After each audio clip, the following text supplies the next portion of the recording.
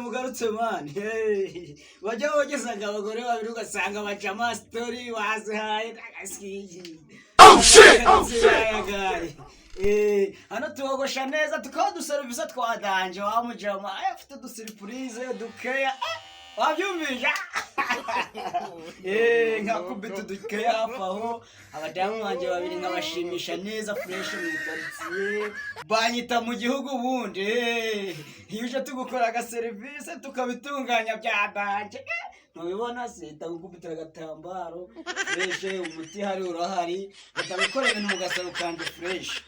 ku kintu wayagayeho rero utamubwira ibintu noneho sibyo ni wowe waragaye sibyo ni wamujyana bitadani mbakora du service nk'abatunganyiriza neza fresh abadamu banje babiri noneho iyo twaserutse nkabakubitira ku gitenge wagisi inkweto shito ndakazige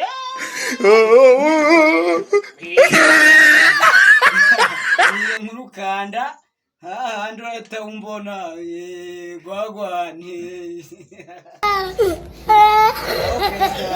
ni wao nikanda flowing nahageze umunsi naje guhura n'ibibazo nawe gihura nabyo Jesus is Lord umunsi wose urira ahantu hose ngiye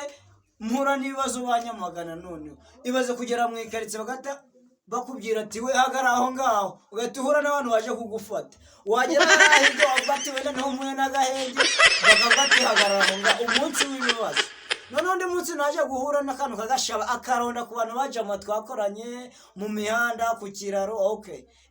akantu kagashaba naramweye ndya imiceri ndya inyama abajama turasabana abantu turahura mbese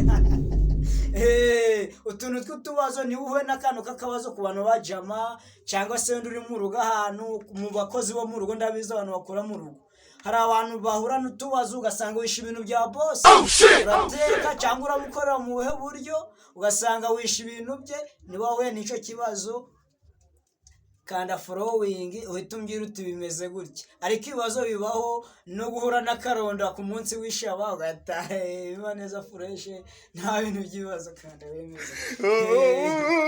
nta kibazo kubona bajama tuzajya tugana kuri kanda following bitubona aho gusa nzajya mbona views tuganire nta kibazo